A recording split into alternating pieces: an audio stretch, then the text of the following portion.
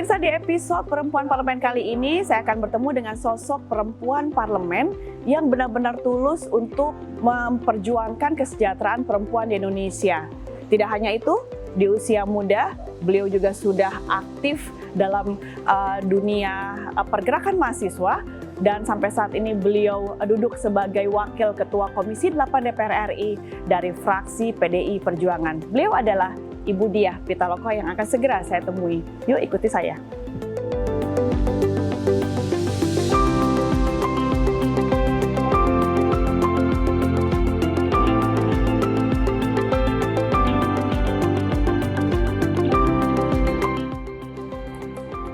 Permisi, Assalamualaikum. Waalaikumsalam.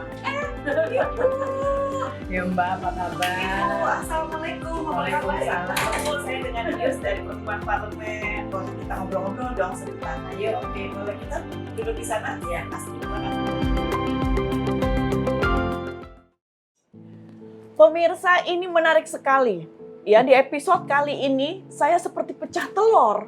Oh, kok pecah telur? Bayangkan, Ibu Diah Pitaloka, kami sudah janjian ya menunggu waktu beliau untuk bisa ketemu, ngobrol-ngobrol bareng, dan ternyata Ibu mengajak bertemunya itu di ruangan, salah satu ruangan di gedung DPR RI, namanya Gedung Kaukus Perempuan Parlemen. Ibu, ini sama nama acara kita, namanya Perempuan Parlemen. Ibu mengajak kita ketemu di ruangan namanya Ruangan Kaukus Perempuan Parlemen Republik Indonesia. Ada di gedung DPR RI, pemirsa. Saya udah kerja 11 tahun aja baru tahu sekarang, Ibu. Loh, beneran ternyata ada ruangan yang ruangannya itu namanya sama dengan acara kita, Bu. Nah, tapi yang menarik pemirsa ya, sebelum tadi juga melihat dengan kondisi, saya itu kan sebelumnya kan mencari tahu nih, wow, dari banyak informasi nih Bu Dia, bahwa siapa sih sebenarnya Diah Pitaloka itu? Karena, boleh jujur nggak? Boleh jujur nggak? Iya. Semua fotonya serius. Jadi pemirsa, coba ya pemirsa ya, googling, ketik Diah Pitaloka.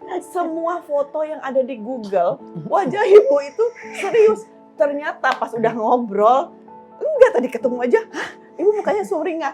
Dan ternyata lagi, Bu, usia masih kepala 4.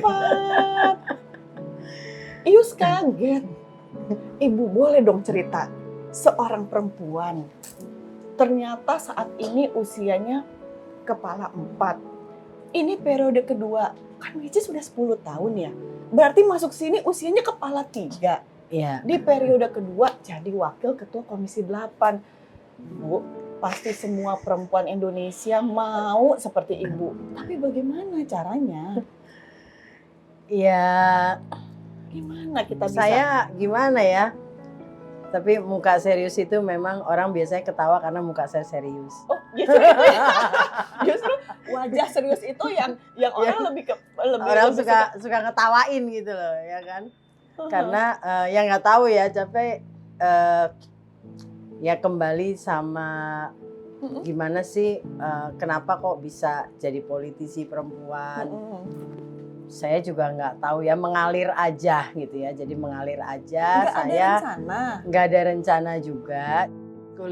Saya kuliah di Bandung di Pajajaran, terus lanjut di Parahyangan.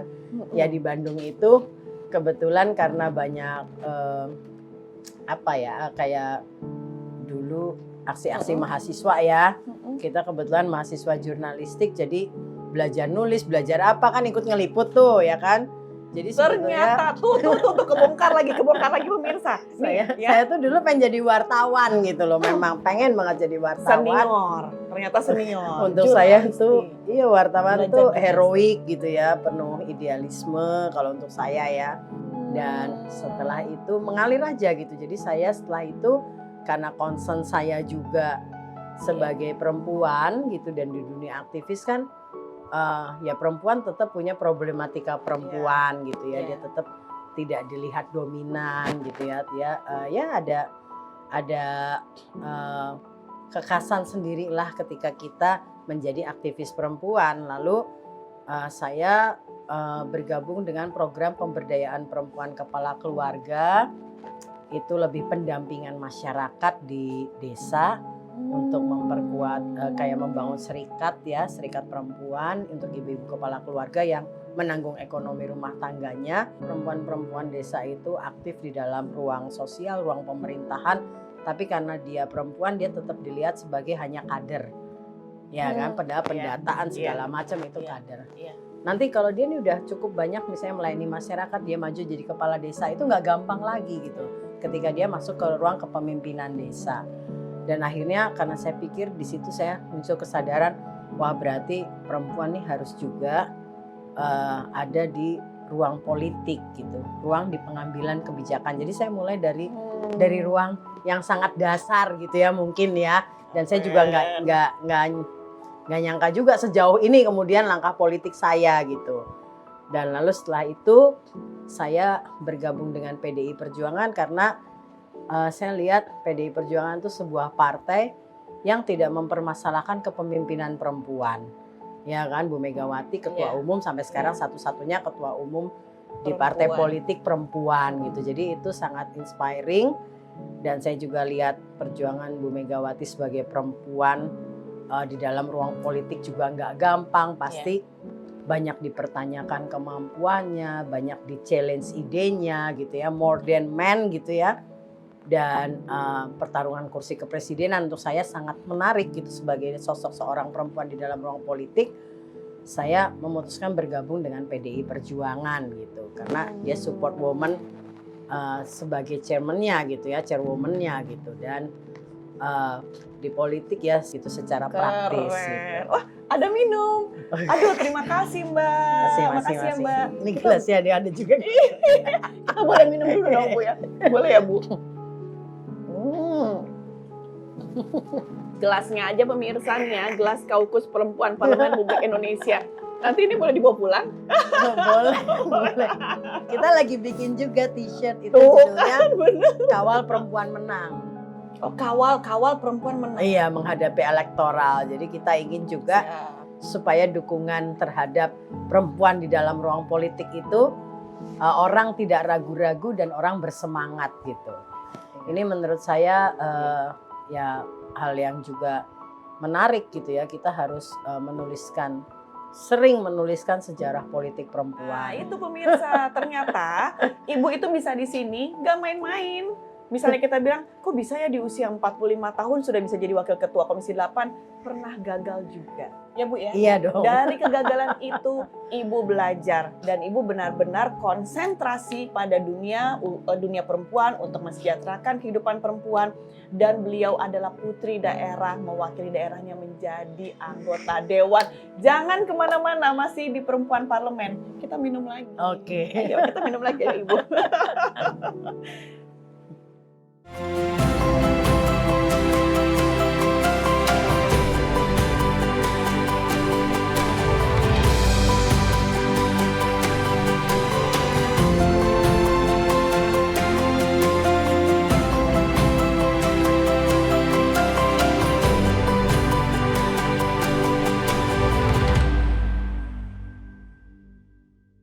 Ibu ini foto kapan? Itu kita waktu pelantikan kepengurusan Kaukus Parlemen Kaukus Perempuan. Perempuan yang ini, yang ruangannya kita ketemu ini. Ibu ketuanya? Saya ketuanya. Ketuanya tuh dipilih dari fraksi yang terbesar dan kita nih gabungan antara DPR RI dan DPD RI. Oh gitu. Jadi ternyata ibu ketua Kaukus Perempuan Parlemen yang di DPR RI. Kenapa semua diborong? Wakil ketua Komisi 8, ketua Kaukus Perempuan Parlemen, semua diborong. Ya itu kembali lagi Kak, kayaknya langsung ya, Ius tuh kayaknya langsung sentimen gak sih? Usia 40-an, semua jabatan ketua udah diborong. Nah sekarang, Ibu sebagai Wakil Ketua Komisi 8 juga concern pemirsa mengawal rancangan Undang-Undang Kesehatan Ibu dan Anak. Kesejahteraan Ibu Kesejahteraan Ibu dan Anak. Rancangan Undang-Undang Kesejahteraan Ibu dan Anak. Ini dibahas di Komisi 8 DPR RI bersama dengan pemerintah. Iya. Sekarang masih pembahasan. Tapi pemirsa juga banyak yang belum tahu. RUU KIA itu apa? Iya, awalnya saya juga pikir undang-undang ini sederhana gitu ya, bisa cepet. Tapi ternyata setelah kita pelajari draftnya, pembahasan di Komisi 8 tuh cukup menarik gitu ya. Jadi undang-undang ini tentu poinnya adalah kesejahteraan ibu dan anak. Nah, ini berawal dari kita ingin meningkatkan kesejahteraan ibu dan anak Indonesia supaya poin itu masuk ke dalam secara umum perencanaan di ruang pemerintahan. Kita ingin concern ke usia awal karena itu menyangkut juga pemenuhan gizi, menyangkut juga kualitas hidup manusia gitu ya. Jadi secara besar mungkin bisa ditangkap bahwa ini kita memperjuangkan peningkatan kualitas hidup manusia Indonesia, menjaganya termasuk misalnya akses terhadap pelayanan kesehatan pada saat hamil dan melahirkan. Sekarang itu misalnya pelayanan kesehatan nggak semua bisa diakses cepat. Misalnya di daerah-daerah pedesaan tuh orang misalnya susah nyari ambulan.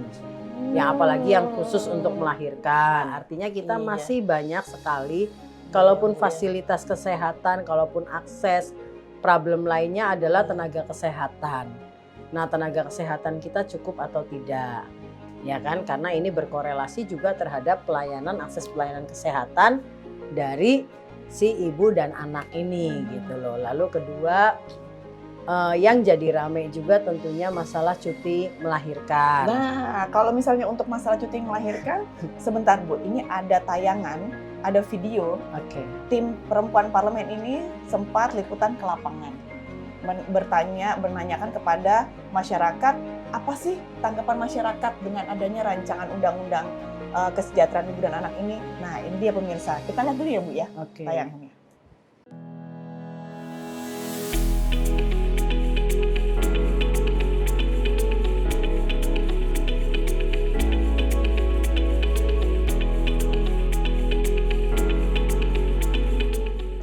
Sebenarnya pertimbangan itu kan berdasarkan human human interaction sama human capability untuk take care situasi yang lagi terjadi. Di Indonesia tuh nggak dibiasakan orang-orang mengurus bayinya, pasti sudah ada support system, ada anggota rumah tangga, asisten rumah tangga yang lain yang selalu diandalkan. Sementara kalau dulu saya tinggal di luar, memang bapak dan ibu tuh dibikin tanggung jawabnya sama. Walaupun memang pasti perempuan punya waktu yang lebih lah, porsi yang lebih dibandingkan laki-lakinya. Kalau dari segi bisnis memang sejujurnya tidak begitu menguntungkan kalau dari sisi bisnis, pemilik bisnis. Tapi sebetulnya bisa dipikirin juga masalah loyalitas si karyawan ini terhadap bisnis itu sendiri. Jadi harapannya adalah kita memberikan suatu kesempatan untuk membuat family bond lebih besar, tapi ya berharap dia lebih loyal pada perusahaan di tempat di mana dia bekerja. Nama saya Sulas, usia saya 34 tahun. Saya kerja wira swasta. Saya single parent, anak 3. Setuju banget. Kalau menurut saya sih bagus, karena kan kita masa melahirkan butuh asupan buat anak juga, perkembangan anak. Jadi kalau menurut saya bagus banget. Setuju banget, pokoknya buat perkembangan anak aja sih kalau menurut saya. Jadi bisa fokus ke anak dulu. Nah, tadi kita udah mendengarkan Bu, ada Ibu Sulas, kemudian ada satu orang pebisnis sekaligus pembalap, Rifat Sungkar, yang memberikan tanggapannya mengenai rancangan undang-undang KIA ini. Tapi kalau misalnya masyarakat ini memang kayaknya lebih concern kepada poin cuti melahirkan itu ya? Iya, tentu karena itu yang menjadi debat publiknya, ya kan. Memang poin di cuti 6 bulan itu, poin besarnya adalah memiliki waktu untuk memberikan ASI eksklusif. Ada 2 poin ya. Pertama, kebijakan ketenaga kerjaan kita itu 3 bulan. Nah, di undang-undang ini, di draftnya sampai hari ini ya, nanti kita nih sebentar lagi kita bahas lagi di tim perumus dan tim sinkronisasi. Itu kebijakan pemerintah tuh 3 bulan cuti wajibnya, dan 3 bulan itu bisa opsional gitu ya, tergantung kondisi. Tapi kita di sini sementara di draft yang ada itu membicarakan bahwa 3 bulan paling sedikit diberikan, dan 3 bulan berikutnya itu Ya opsional itu artinya sangat tergantung dengan kondisi perusahaannya dan juga pekerjanya. Nah ini kan memang sangat kontekstual ya. Ini hari ini yang kita dengar banyak masukan-masukan dari pekerja di Indonesia. Yang kedua takut kehilangan pekerjaan. Ya. Karena banyak juga ancaman bahwa perusahaan akan lebih memilih pekerja laki-laki daripada pekerja perempuan. Nah ini kemudian juga menjadi satu isu gitu ya di dalam pembahasan menyangkut cuti ini gitu kan. Jadi ada juga yang takut kehilangan pekerjaan karena persaingan kerja itu. Dan tapi secara umum kita kemudian melihat bahwa 6 bulan waktu memberikan ASI eksklusif itu penting. Ya. Nah akhirnya kita consider bahwa kita lebih menekankan 3 bulan itu minimal dan 3 bulan itu optional itu oke. Plus memberikan tambahan bagi pekerja perempuan atau di ruang publik lain termasuk juga perempuan yang tidak bekerja, misalnya fasilitas untuk laktasi. Jadi di tiap ruang kerja atau komunitas kita ingin membangun ruang-ruang untuk misalnya pemberian air susu ibu ya, entah ruang menyusui ataupun ruang untuk memerah air susu. Yang nggak kalah penting membangun tempat-tempat penitipan anak. Termasuk juga saya juga concern banyak misalnya lembaga pendidikan keagamaan itu ada boarding school. Nah boarding school ini kan kadang usianya masih usia anak. Nah itu juga menurut saya concern pola-pola pengasuhan anak di ruang-ruang yang misalnya anak itu kemudian tinggal di situ di luar keluarganya. Nah ini kan juga harus mendapatkan perhatian. Jangan dikira bicara hanya kan itu kan hanya ngomongin masalah ibu aja, masalah anak aja. Gak sesimpel itu pemirsa. Sangat detail sekali diperhatikan oleh DPR RI bersama pemerintah untuk bagaimana benar-benar bisa mensejahterakan yang namanya peran seorang ibu dan yang namanya benar-benar seorang anak mendapatkan perlindungan dari negara. Jangan kemana-mana, masih bersama kami ya di Perempuan Parlemen.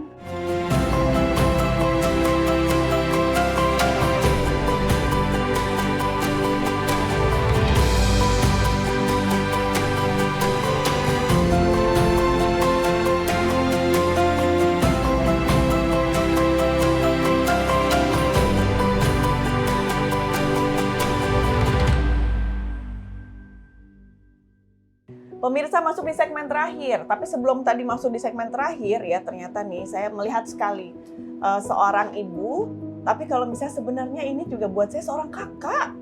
Masih muda Bu, masih usia dengan usia sekarang. Ini seorang ibu sekaligus kalau saya melihat mendapatkan sosok seorang kakak yang benar-benar banyak sekali memiliki ilmu pemirsa. Saya juga secara pribadi tadi sebelum masuk ke segmen ini melihat ibu sangat concern sekali bertanya kepada tim, gimana di ruang komisi, udah rame belum?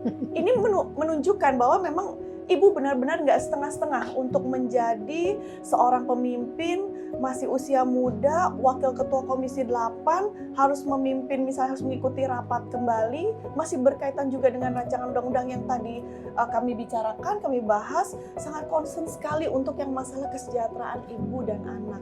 Di setahun terakhir di masa periode ini, concernnya atau fokusnya kemana? Di Komisi 8. Seorang Diah Pitaloka dulu.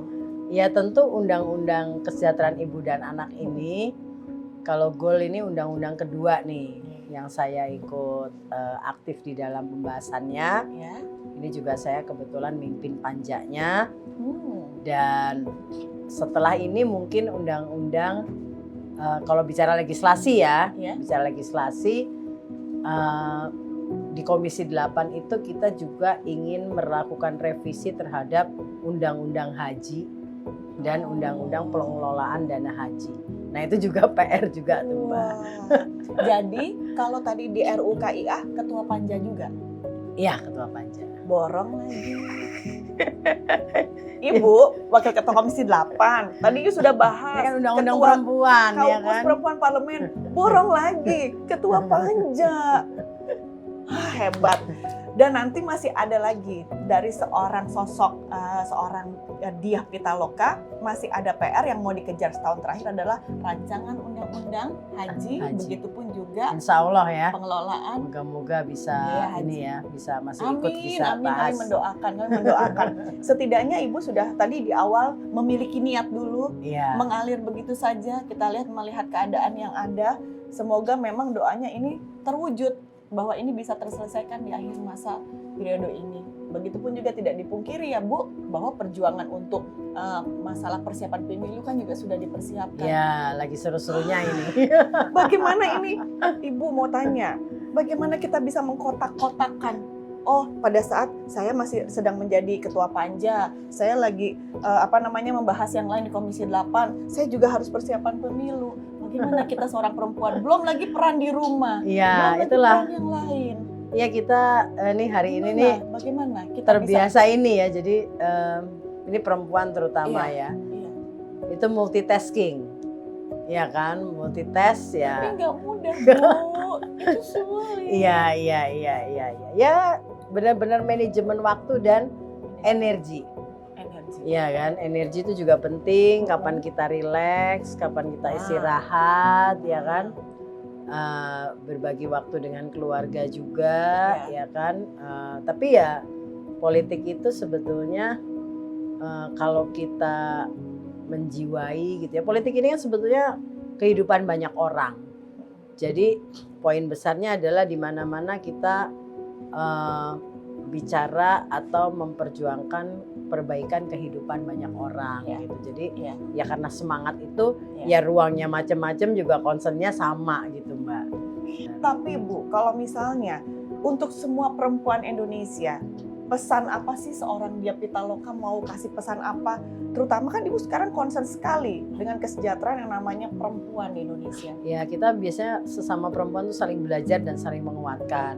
Saya juga banyak dikuatkan oleh Mbak Puan Maharani ketua DPR ya untuk ya semangat maju itu apa, dia juga banyak juga diskusi gitu ya. Ya kita saling memperkuat gitu ya. Dan juga tentu teman-teman di Kaukus Perempuan Parlemen. Iya. Kalau bicara perempuan Indonesia ya saya pertama ya jangan ragu menjadi diri sendiri. Karena untuk banyak perempuan mungkin tidak mudah karena banyak tekanan keluarga, tekanan sosial gitu ya. Yang kedua, jangan takut berpolitik. Kalau memang punya passion gitu ya, punya semangat untuk berpolitik, menurut saya politik juga banyak hal bisa sangat berharga dan penting untuk diperjuangkan di politik, termaksud oleh perempuan Indonesia gitu. Jadi perempuan politik ini adalah juga ruang bagi perempuan. Buktinya nih kita nih ada peningkatan luar biasa kursi perempuan dari tahun 2009 tuh 9%, sekarang udah sampai 21 sampai 22%. Nah itu kan berarti signifikan. Jadi saya juga ingin menyemangati teman-teman perempuan yang hari ini maju di dalam kontestasi elektoral, di dalam pemilu. Memang ini langkah yang pasti berat ya kan, tapi kita tetap yakin bahwa setiap cita-cita yang mulia itu pasti juga punya jalan. Tinggal bagaimana kita menjalaninya, saling support. Dan untuk teman-teman yang mendukung perempuan, mari kita bersama-sama kawal perempuan untuk menang. Ini yang namanya woman support woman, pemirsa. Dan men support woman juga. Woman support woman, men support woman. Berarti sekarang ini juga butuh support dari Ibu Diah Pitaloka. Karena saling kata Ibu, kita perempuan tuh harus saling menguatkan. Iya. Terus perempuan itu juga jangan takut berpolitik. Sekali lagi, jangan takut berpolitik. Ibu bisa duduk di sini karena mengalir saja. Tapi mengalir sajanya tidak tinggal diam pemirsa. Berbagai usaha sudah dilakukan oleh beliau sejak usia 20 tahunan. Jadi nggak mudah dan pernah gagal. Jadi dicatat bahwa ibu pun juga pernah gagal dan bisa duduk dengan posisinya seperti sekarang. Dengan semua jabatan yang diborong. Dengan semua jabatan ketua yang diborong. Tapi itulah pemirsa, dalam hidup kita kan kita mengukir mengukir hidup kita sendiri. Membuat satu cerita pada saat kita hidup itu memang nggak mudah. dan bermanfaat bagi seluruh manusia, bahwa itulah memang tujuan hidup kita masing-masing manusia. Sangat berguna sekali ilmu saya dari Ibu hari ini. Terima kasih banyak Sama-sama, Ibu Mbak. Dia meluangkan waktu untuk kami bertemu dengan tim perempuan parlemen, ngobrol banyak, dapat ilmu baru lagi. Dan pemirsa, sosok yang sangat terbuka, tidak hanya melihat sosok seorang ibu, tapi juga menjadi sosok seorang kakak yang saat ini sedang menjabat menjadi seorang anggota dewan. Selamat Ibu, sukses Makasih. selalu. Kita sebut dulu terakhir slogan acara perempuan parlemen, maju terus perempuan Indonesia. Sama-sama ya Ibu, Ya. dengan semangat. 1, 2, 3. Maju terus perempuan Indonesia. Sampai jumpa. Ibu terima kasih.